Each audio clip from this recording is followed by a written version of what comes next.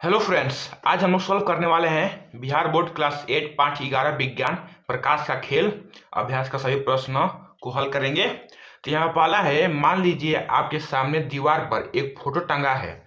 आपका मित्र आपकी आंखों के सामने अपना कॉपी ला देता है। क्या आप फोटो को देख पाएंगे? व्याख्या कीजिए। तो आइए इसको हम लोग उत्तर देख लेते हैं।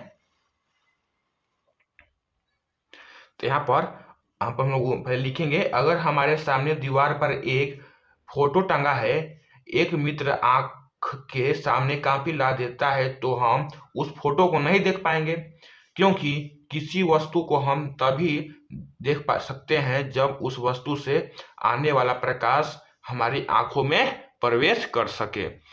मतलब उस वस्तु पर जो प्रकाश का टकराता है, हम लोग आंखों में पड़ता है, तभी हम उस वस्तु को देख पाते हैं। नहीं पड़ता है तो नहीं हम लोग देख पाते हैं। जब अंधेरा रहता है हम लोग किसी वस्तु को नहीं देख पाते हैं। तो इसी प्रकार हम लोग को हमारा मित्र जो आपके आँख के हमारे आँख के सामने काफी ला देगा तो हम लोग नहीं देख पाएंगे। तो यहाँ पर दूसरा प्रश्न है, देख सकते हैं, दिन के उजाले में आप अपने घर की खिड़की से जिन जिन पेड़ पौधों को देख पाते हैं, अंधेरी रात में उसी खिड़की से उन्हें क्यों नहीं देख पाते हैं? जैसा मैं बोला है, रात में नहीं देख पाते हैं किसी भी वस्तु को।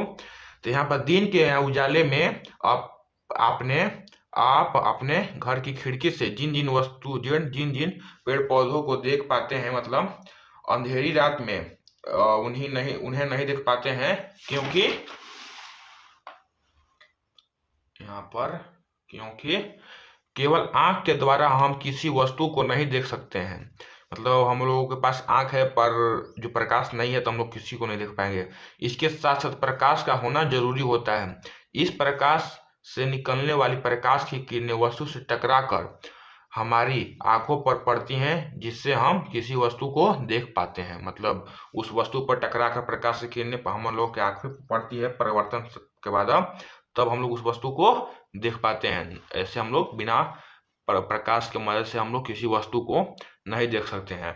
यहाँ पर तीसरा प्रश्न है, नियमित एवं विस्तृत परावर्तन में अंतर किरण आरेख की सहायता से बताइए। मतलब यहाँ पर किरण खींचना है, उसके बाद अंतर भी लिखना है। तो पहले यहाँ पर देखिए, नियमित परावर्तन, वैसी परावर्तित किरणें जो दूसरी के समानांतर होती हैं, उनसे नियमित परावर्तन कहते हैं। जो जैसे यहाँ पर देख लीजिए, यहाँ पर मैं खींचा हुआ हूँ, यहाँ पर देखिए, यहाँ पर प्रकाश की किरणें आई हैं, यहाँ भी प्रकाश की यानी बहुत सारे प्रकाश की किरणें आई हैं, पर देखिए समान समान पर परिवर्तित होती गई हैं, एकदम समान समान पर। इसे हम लोग तम नियमित परिवर्तन कहते हैं। यहाँ पर देखते हैं विस्तृत परिवर्तन यानी अनियमित परिवर्तन। विस्तृत या अनियमित परिवर्तन, जब सभी समांतर आपतित किरणें किसी परिवर्तक पृष्ठ, मतलब जो जैसे हम लोग यहाँ पर मिट्टी हो गया, जैसे ये रोड हो गया, उससे परिवर्तन के बाद, या कोई भी कांच हो गया, उबड़ खबड़ कांच हो गया, परिवर्तन के पश्चात समांतर नहीं होती हैं, ऐसे परिवर्तन को अनियमित या विस्तृत परिवर्तन कहा जाता है या कहते हैं। यहाँ पर देखिए ऐसे बनेगा चित्र। यहाँ पर देखिए ऐसे उबड़ खुबड़ चित्र है, इस पर से प्रकाश की किरणें आए, सब समांतर समांतर आई हैं, पर देखिए कोई इधर चली गई है, कोई इधर चली गई है, कोई इधर चली गई है, कोई कहाँ कहाँ चली गई है। इसे ही हम लोग अनियमित या विस्तृत परिवर्तन कहते हैं। यहाँ पर चौथा प्रश्न देख सकते हैं। चौथा, बहुमूर्तिदर्शी की रचना का वर्णन कीजिए। तो हम लोग को यहाँ पर बहुमूर्तिदर्शी बनाना है, वो लिखित में, ना कि प्रैक्टिकली। तो यहाँ पर हम लोग को बहुमूर्तिदर्शी बनाने के लिए हम 15 सेंटीमीटर लंबा और 4 सेंटीमीटर चौड़ा आयताकार दर्पण की 3 पट्टियां और फेविकोल मोटे गत्ते की बनी बेलनाकार डब्बा, जिसमें दर्पण से बना आकृति फिट हो सके, रंगीन चूड़ियों के टुकड़े, पारदर्शी प्लास्टिक कांच की, यहाँ पर कांच की वृत्ताकार प्लेट बनावट हम लोग बनाएंगे। अब तीनों दर्पणों को एक प्रिज्म की आकृति में फेविकोल की सहायता से जोड़ लेंगे। मतलब तीनों दर्पणों को ऐसे सटाकर, जैसे तीनों ऐसे त्रिभुज की आकृति में, उसको हम लोग पहले जोड़ लेंगे। डब्बे के सिरे को गत्ते की एक, मतलब यहाँ पर फेविकोल से जोड़ने के बाद डब्बे के सिरे को गत्ते की बनी एक ऐसी डिस्क में बंद कर देते हैं, जिससे के बीच भीतर का दृश्य देखने के लिए छोटा सा छिद्र हो। मतलब उस पर हम लोग ऐसे ढक देंगे, उसमें छिद्र कर देंगे, जिससे हम लोग अंदर का दृश्य देख सकें। यहाँ पर अब उसके बाद उस छिद्र पर पारदर्शी प्लास्टिक चिपका देते हैं, उस पर फिर प्लास्टिक पारदर्शी चिपका देंगे। डब्बे के एक दूसरे सिरे पर समतल कांच की वृत्ताकार प्लेट इस प्रकार लगाते हैं कि वह प्रिज्म की आकृति को छू सके। इस प्लेट पर, मतलब इस प्लेट पर देखिए क्या कह रहा है, यहाँ पर कहा गया रंगीन चूड़ियों को रखकर इसे घिसे हुए कांच की प्लेट से बंद कर देते हैं। चूड़ियों के टुकड़ों को घुमाने के लिए पर्याप्त जगह रहने चाहिए। इस प्रकार बहुमूर्तिदर्शी बनकर तैयार है। यहाँ पर पांचवा प्रश्न देख सकते हैं। पांचवा प्रश्न, मानव नेत्र का एक नामांकित चित्र बनाइए। आपके बुक में चित्र दिया हुआ है, आप देखकर उसको बना सकते हैं। और यहाँ पर उसके बारे में फिर लिखना भी होता है, तो मैं उसके बारे में लिख दिया हूँ, आप चित्र बना लीजिएगा। तो यहाँ पर है, मानव आंख लगभग गोलाकार होता है जिसका बाहरी आवरण, यहाँ पर जिसका बाहरी आवरण सफेद होता है। इसके आगे एक पारदर्शी भाग होता है जिसे हम लोग कॉर्निया कहते हैं। नेत्रदान में कॉर्निया को ही दिया जाता है। कॉर्निया के पीछे गहरे रंग की पेशियों की संरचना होती है जिसे हम लोग परितारिका कहते हैं। परितारिका में एक छोटा सा द्वार होता है जिसे पुतली कहते हैं। यहाँ पर आ गया, परितारिका नेत्र में प्रवेश करने वाले प्रकाश की मात्रा को नियंत्रित करती है। जो किसी आप कोई भी आपसे पूछेगा कि प्रकाश जो हम लोग के प्रकाश में हम लोग के नेत्र में आता है प्रकाश, उसे कौन नियंत्रित करता है, तो आप लोग बोलिएगा परितारिका। तो यहाँ पर पुतली के पीछे एक लेंस होता है। यही लेंस आंख द्वारा देखी जाने वाली वस्तुओं का प्रतिबिंब दृष्टिपटल यानी रेटिना पर बनाता है। दृष्टिपटल पर बना प्रतिबिंब वास्तविक उल्टा और वस्तु से छोटा होता है। दृष्टिपटल को एक द्वारा, मतलब दृष्टिपटल को द्वारा जो प्रतिबिंब होता है, जो चित्र होता है, अनुभव की गई सूचनाओं को दृक् तंत्रिका के द्वारा मस्तिष्क तक पहुंचा दिया जाता है। जो कोई भी हम लोग किसी चीज को देखते हैं उसे दृक् तंत्रिका के द्वारा मस्तिष्क तक पहुंचाया जाता है। यहाँ पर आ गया छठवां प्रश्न।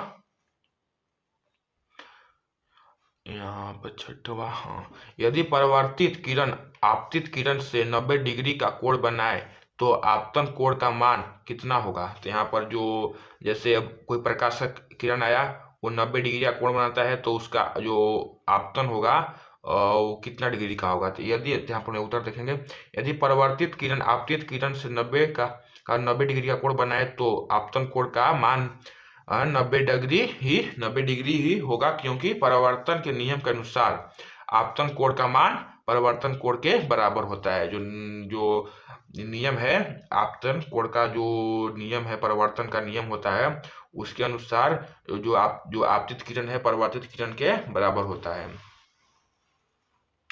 यहाँ पर है, देख सकते हैं, सातवां प्रश्न, आप अपनी आंखों का देखभाल कैसे करेंगे।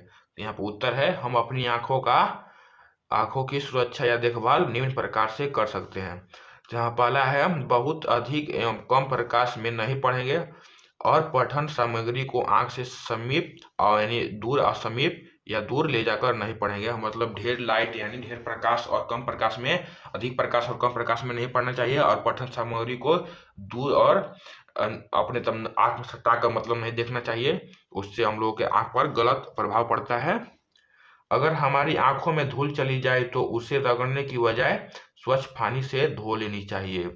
जो हम लोगों के आंखें में धूल चली जाती है तो हम लोग कैसे रगड़ते हैं, तो हम लोगों की आंख लाल हो जाती है, उसे रगड़ना ही नहीं है, जाकर स्वच्छ पानी से उसे धो लेना है। यहाँ पर तीसरा है, धोने के बाद सुधार न हो तो डॉक्टर से संपर्क करें, उचित चश्मे का व्यवहार करें। मतलब हम लोगों के धोने के बाद भी कितने लोगों के धूल चली जाती है तो उन लोगों का आंख लाल की लाल हो जाता है, जल्दी ठीक होने का नाम नहीं लेता है, तो हम लोगों को डॉक्टर से संपर्क करना चाहिए, दवा लेना चाहिए, और डॉक्टर बोले तो चश्मे भी लेने चाहिए। यहाँ पर चौथा है, इसके साथ आहार के रूप में विटामिन ए युक्त आहार जैसे गाजर, दूध, अंडा, फल, पालक इत्यादि का सेवन करना चाहिए। जो विटामिन ए होता है हम लोग के लिए, आँख के लिए बहुत ही फायदेमंद होता है, जो गाजर, दूध, अंडा, फल, पालक इत्यादि में मिलता है, इसी का हम लोगों का सेवन करना चाहिए। यहाँ पर 8वां प्रश्न है, किसी गड्ढे के पास जाते हुए कोई दृष्टि निशक्त जो अंधे व्यक्ति है आपको दिखाई दे तो आप क्या करेंगे? तो मैं तो यही करूंगा, यहाँ पर आप मैं लिख कर दिखा देता हूँ। यदि किसी गड्ढे के पास जा रहे दृष्टि निशक्त व्यक्ति दिखाई दे तो उसे उचित स्थान पर हाथ पकड़कर पहुंचा देनी चाहिए, तो ना कि उसको छोड़ देना चाहिए गिरने के लिए। ये आपको थोड़ा प्रेरणा मिलेगा कि वो हेल्प करने के बाद आपको कुछ अच्छा भी फील होता है।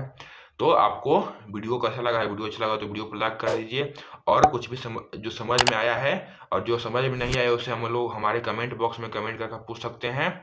तो मिलते हैं अगले वीडियो में, गुड बाय। और इसका नेक्स्ट एपिसोड जल्द ही आ जाएगा, उसे भी देख लीजिएगा, और इसके पहले वाले वीडियो भी देख लीजिएगा, उसमें भी स्टडी का मतलब क्वेश्चन आंसर जो है 10 चैप्टर का मैं सॉल्व किया हूँ, उसे भी जाकर देख लीजिएगा। तो मिलते हैं अगले वीडियो में, गुड बाय, जय हिंद, जय भारत।